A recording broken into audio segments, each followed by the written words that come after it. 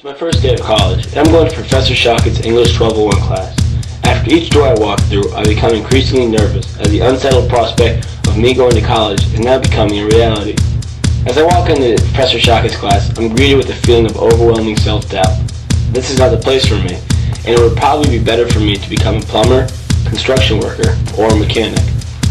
No one else in my family went to college, and what makes me so different? What sets me apart? What makes me so special? The anxiety of college was building up to me until I felt like I was about to explode. And then the class started.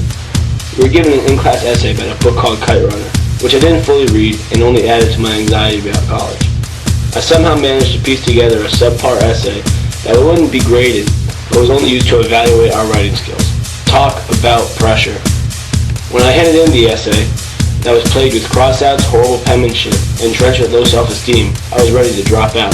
But could I really give up that quickly? No. After that class, I realized I should try in English, and at least give it my best shot, to see if I would succumb to the college pressures, or if I could rise above my insecurities about college and my intelligence to prove to myself that I could complete the superhuman-like task of college. Not to mention, if I didn't do it for myself, I should do it for my mother, who's paying a lot of money for me to be here. And hey, if it all didn't work out, I could just drop out of Seton Hall in my second semester, like Tony Soprano did. With this new mindset, I decided to follow the teacher's directions, which included outlines and double entry journals. In high school, I wrote them off as just homework given by my teachers to keep me busy. But in college, I realized that they are very useful and can only help you to develop your ideas further.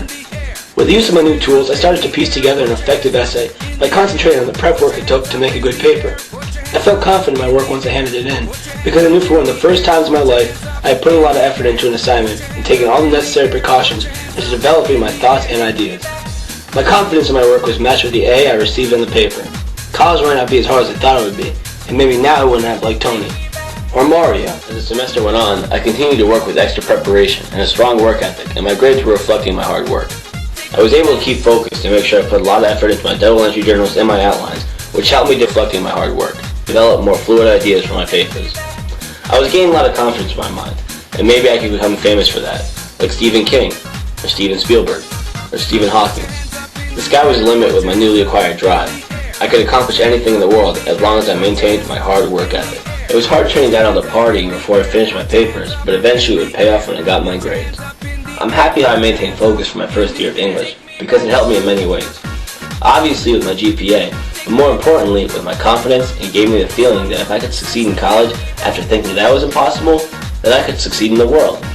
The most important lesson I learned from English class my freshman year is that if you buckle down, follow your teacher's instructions, and stay true to yourself and your work, you can excel in college.